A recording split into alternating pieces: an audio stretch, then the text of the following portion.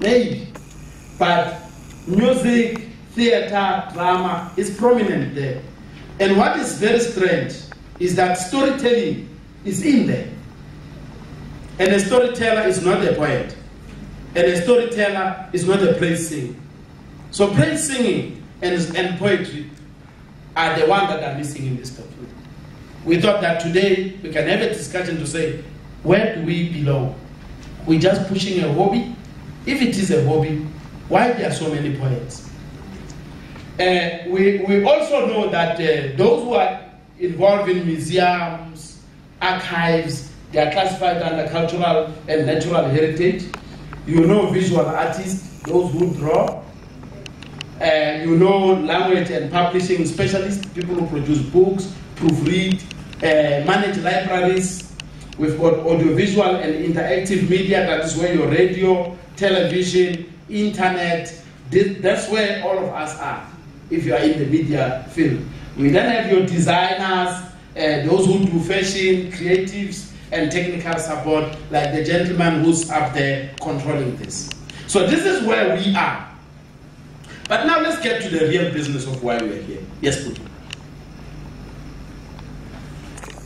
Of course, we are important. You can pass that slide. I just wanted to make a point to say we are very important. Now here I'm addressing you as a poet. The person who at night you wake up, I don't know how poetry comes to you. You get inspired by an event, you get inspired in the middle of the night, words start flowing, you start writing, all right? I've heard people say that. People say, you see me, I'm a poet. Some words come to me and then a pen start writing down and all of that. Of course, I sleep at night. I just can't imagine myself waking up because there are words somewhere.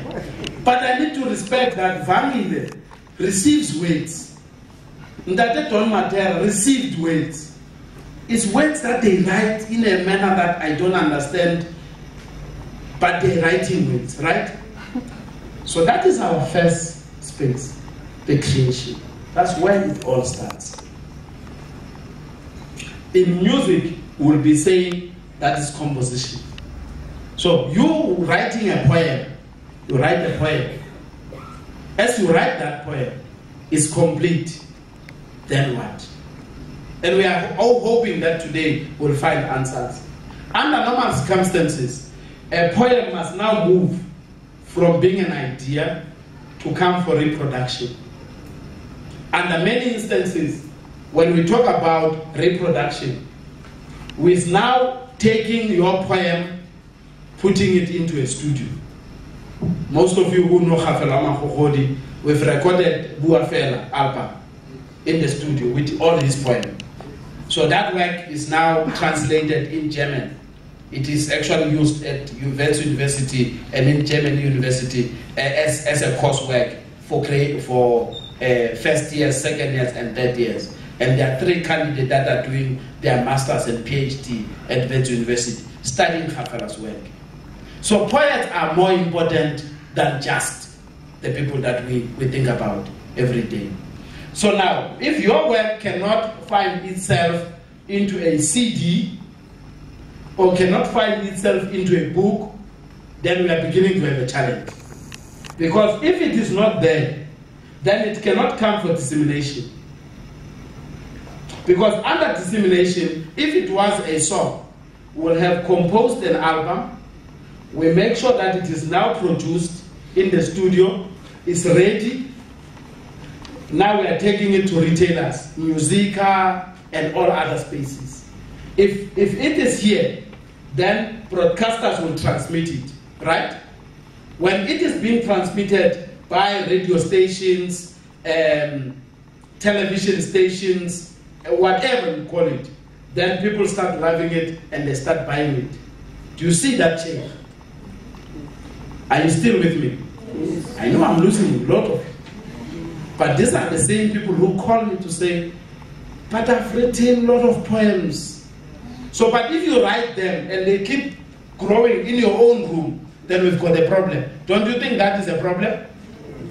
There are many of you who write poetry and it just builds in your own rooms. It means that you are stuck with 1 and you will never reach number 5.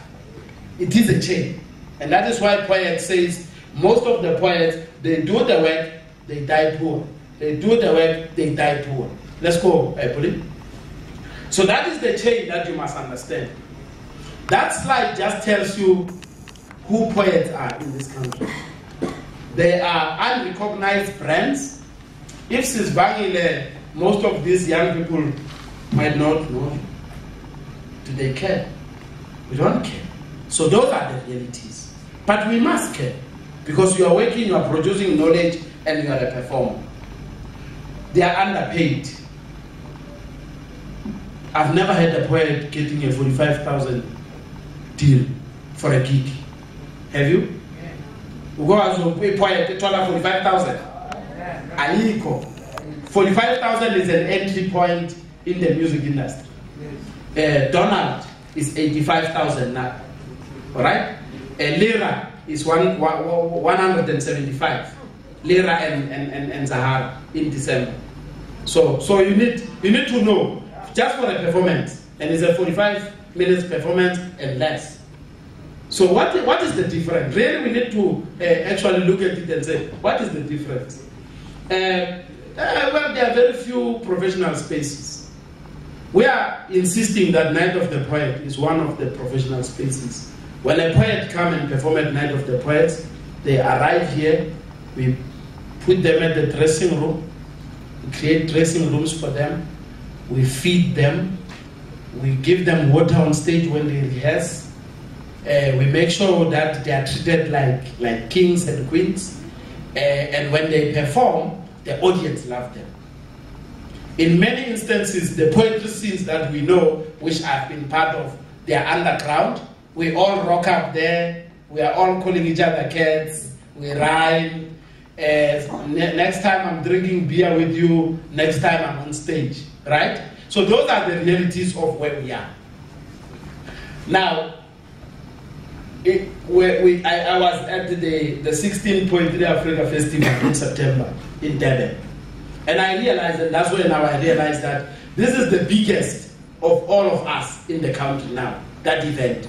But if in that event, the poets themselves who were participating there say, Mantra here, a poet is still getting about 6,000 if you are the biggest, but 3,000 or 2,000 is an entry point. And some of us here at the State Theatre as well, we still pay at that margin. It can't stay like that. We need to move it up. But one thing that excites me is that just for today, here are young people who are in the poetry scene. So therefore it means that there is a future in poetry. Let's go. These are the challenges that we are facing. So here we are just repeating to say there are real challenges. But of the challenges that are much heavier than opportunities, let me focus on the opportunities.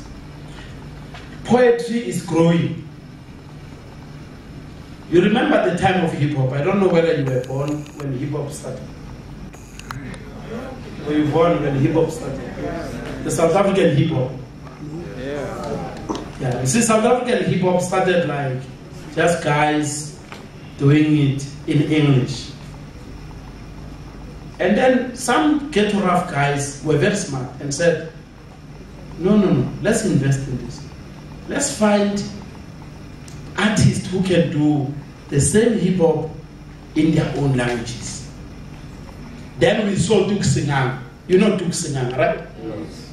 Then we saw hip-hop Panzul, double HP. So now hip-hop is big, isn't it? I mean, we have, who's this young guy who was shot? Kulichana. So Kulichana then wins the awards, all right? So we are saying that you can start small. Kulichana at the time poetry started did not know that he will be where he is now. Kulichana is a big brand. His music, it is used by big corporates, and that is where money is. So here we are just sharing with you to say, if indeed you have come into this profession Let's take a stop.